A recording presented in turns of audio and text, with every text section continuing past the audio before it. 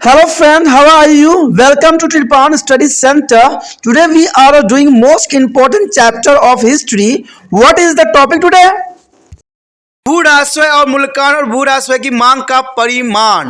देखिए काफी महत्वपूर्ण है। आप सोचिएगा किसके अंतर्गत है, तो ये मध्यकालीन राजाओं के अंतर्गत है कि मध्यकालीन में जो भी राजाएं हुए उनके इकोनॉमिकल कंडीशन किस तरह थी, वो भू राजस्व किस प्रकार से मूल्यांकन किया करते थे और भू राजस्व की मांग का परिमाण क्या होती थी। तो ये काफी महत्वपूर्ण था उस समय के लिए। कहते मध्यकालीन राज्य अपनी आय का अधिकतम भाग भू राजस्व से प्राप्त किया करते थे। अलाउद्दीन खिलजी, शेरशाह सूरी और अकबर जैसे मध्यकालीन शासकों ने प्रयासों से धीरे धीरे भू राजस्व प्रशासन की एक व्यापक कार्य व्यवस्था का विकास हुआ। अपने पूर्ण विकसित रूप से भू राजस्व प्रशासन में बेहतरीन नीति शामिल थी। वे थी भू राजस्व के मूल्यांकन के प्रयोजन से कृषि योग्य भूमि का वास्तविक परिमापन करना, यानी कृषि योग्य भूमि का क्या करना था, परिमापन करना था और मिट्टी की उपजाऊ शक्ति के आधार पर भूमि का वर्गीकरण करना था, जो कि बहुत काफी महत्वपूर्ण था। भू राजस्व मांग के अनुरूप भूमि के राजस्व की दर निर्धारित करना, इसके संग्रह के लिए व्यापक कार्य प्रणाली स्थापित करना था। और देखा जाए तो नगद रूप में भू राजस्व के मूल्यांकन और संग्रह के लिए रूपरेखा तैयार करना भी एक महत्वपूर्ण उस समय पद्धति थी। मध्यकाल में लगान के मूल्यांकन के संग्रह करने के लिए अनेक प्रकार के तरीकों का उपयोग किया जाता था। सबसे सरल और मौलिक तरीका था फसलों में भागीदारी या बटाई, यानी फसलों में भागीदारी और बटाई, जो कि काफी उस समय गांव के क्षेत्र में प्रचलित थी। कुल उत्पादन का भाग राज्य के भाग के रूप में निर्धारित किए जाते थे और इसके तरीके में कुल उत्पादन में से राज्य का हिस्सा निर्धारित कार्मिकों द्वारा एकत्रित किए जाते थे। और इस तरीके में लगान संग्रह करने में भूमि के माप की कोई भूमिका नहीं, ध्यान का केंद्र था, वास्तविक उत्पादन का ध्यान उस समय था। यहाँ पर पॉइंट के रूप में देखें तो फसल में भागीदारी, आखिर फसलों में भागीदारी किस प्रकार से उस समय होती थी। कहते हैं 3 प्रकार की फसल में भागीदारी प्रचलित थी। पहला था अनाज प्राप्त होने के बाद छटाई की गई जगह पर की फसल का विभाजन, और दूसरा था खेत बटाई, यानी खरीफ फसल पर खेत का विभाजन कर देना, इसे हम बटाई कहते हैं। और तीसरी था लंग बटाई, जिसमें फसल काटने के बाद इसे अनाज अलग किए बगैर ढेरों में बांटा जाता था। राज्य के हिस्से को इसी तरीके से निर्धारित की जाती थी। तो ये काफी महत्वपूर्ण था फसलों में भागीदारी, जो कि हम 3 रूप से यहाँ पर जाने हैं।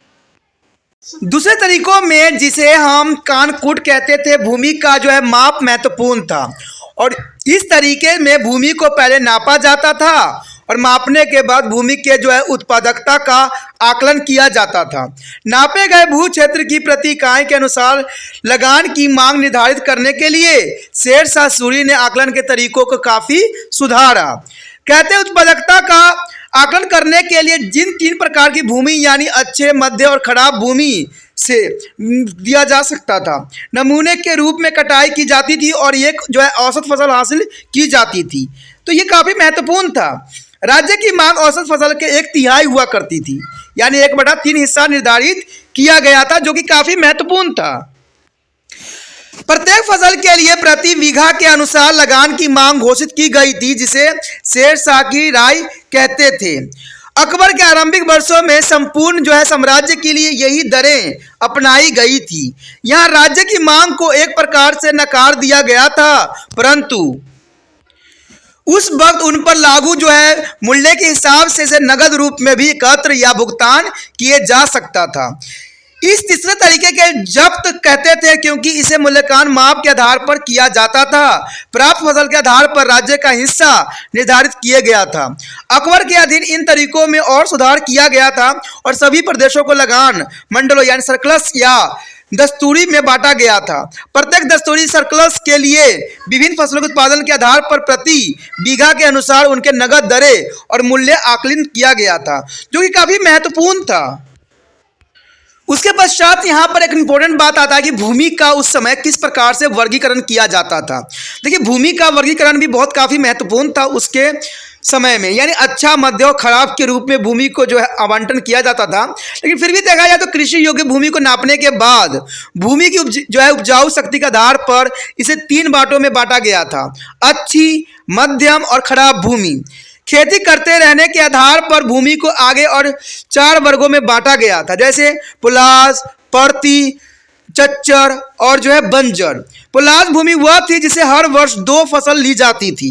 परती भूमि को 2 फसलों के बाद उसकी उपजाऊ शक्ति पुण्य पूर्ति के लिए छोड़ दिया जाता था और कुछ समय के लिए खाली बगैर खेती किए बिना ही छोड़ना पड़ता था, जिससे उसकी उर्वरकता क्षमता जो थी आपस आ जाती थी।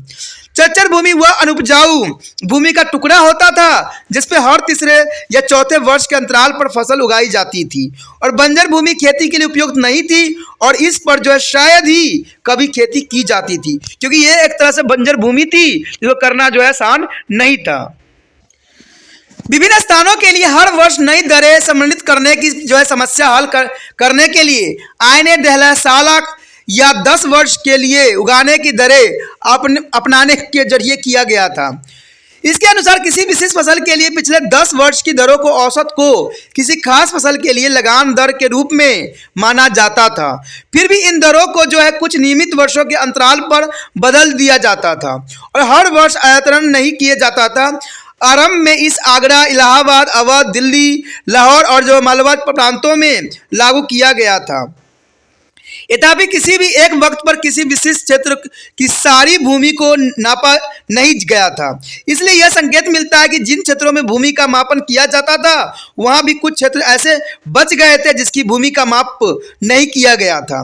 ऐसी स्थिति में वहां तक कि जब्ती क्षेत्रों में भी पूरे देश के लगभग सभी हिस्सों में लगान के मूल्यांकन और एकत्र करने के अन्य तरीके भी अपनाए जाते थे, जो कि काफी महत्वपूर्ण था। यहाँ पर राज्य के आय का अधिकांश भाग भू राजस्व से ही आता था, इसलिए राज्य लगातार इस कोशिश में लगा रहता था कि ज्यादा से ज्यादा भू क्षेत्र को कृषि भूमि के रूप में इस्तेमाल किया जाए ताकि लगान की आय में वृद्धि की जा सके। राज्य के सभी प्रयास इस बात पर भी केंद्रित होते थे कि किसानों से अधिक लगान की वसूली की जा सकी, जो कि काफी महत्वपूर्ण था। मुगल कालीन भू राजस्व प्रशासन की व्यवस्था प्रांगण स्तर पर की जाती थी और भूमि के सर्वस्व और लगान एकत्र करने का काम विभिन्न कर्मचारियों को सौंपा जाता था। कहते हैं अमीन सर्वेक्षण समूह का मुखिया होता था उस समय, तो अमीन लगान संग्रह का प्रभावी होता था। अमीन के कामों में सहायता करता था और कानूनगो जो लगान संबंधी सभी अभिलेख रखने का जिम्मेदार था। लगान एकत्र करने में काम में अमील की सहायता की जाती थी और चौधरी यानी चौधरी के अमील सहायता किया करते थे। गांव के स्तर पर अभिलेख रखने का काम पटवारी करता था और संग्रह करने का काम भी किया करता था। मुकद्दम अथवा ग्राम का मुखिया, कुछ अन्य अधिकारी भी थे जैसे पोतदार, खजाची और कारकुन या क्लर्क्स। अभिलेखन का कार्य फारसी और संबंध क्षेत्र की भाषा सहित दोनों भाषाओं में उस समय हुआ किया करता था। उसके पश्चात हमारे समक्ष है पट्टा और काबूलियत। देखिए पट्टा और काबूलियत क्या होती है। कहते हैं प्रत्येक किसान को राज्य द्वारा एक दस्तावेज दिया जाता था जिसे पट्टा कहते थे, यानी स्वामित्व या अधिकार पत्र। जिससे वो खेत का अधिकारी होता था उसे हम पट्टा कहते थे, जिसमें किसान के कब्जे में दी गई भूमि के विभिन्न वर्गों और विभिन्न फसलों पर उसके द्वारा देय भू राजस्व की दर के विवरण लिखा जाता था। किसानों ने एक सहमति पत्र लिया जाता था जिसे काबूलियत कहते थे, यानी कबूल करना, कबूलियत, जिसमें किसान से सहमति ली जाती थी। इसको सहमति पत्र के रूप में भी जाना जाता था, जिसके अनुसार किसान राज्य के भू राजस्व की एक विशिष्ट राशि देने का वचन देता था। यानी राजा को अपने भूमि से उगे हुए कुछ राशियों को सरकार को देने के लिए कबूलनामा किया जाता है, यानी कबूलियत की जाती थी। तो उसमें लिखित रूप में ये चीजें हुआ करती थी। कहते भूमि के लगान के अतिरिक्त किसानों के राजस्व मूल्यांकन और इससे एकत्र करने पर आने वाले खर्च को पूरा करने के लिए कुछ अतिरिक्त कर भी देने पड़ते थे, जो कि काफी महत्वपूर्ण था। और ये कहते हैं ये मध्यकालीन के लिए काफी महत्वपूर्ण था कृषि करने की पद्धति, और हमने इसमें बहुत कुछ जानने की कोशिश भी किया। आगे का टॉपिक और भी महत्वपूर्ण है, तो अगला टॉपिक देखना मत भूलना। हम अगले टॉपिक में मिलेंगे, लेकिन आपको जाते जाते एक बात तो मैं फिर से कह दूं कि जितना हो सके इस वीडियो को शेयर करना है, लाइक करना है और सब्सक्राइब करना है। और पहली बार वीडियो देख रहे हैं तो चैनल को सब्सक्राइब कर लेना, आपके लिए जरूरी होगा। तभी आपको समय समय पर मेरे द्वारा भेजा गया वीडियो का नोटिफिकेशन प्राप्त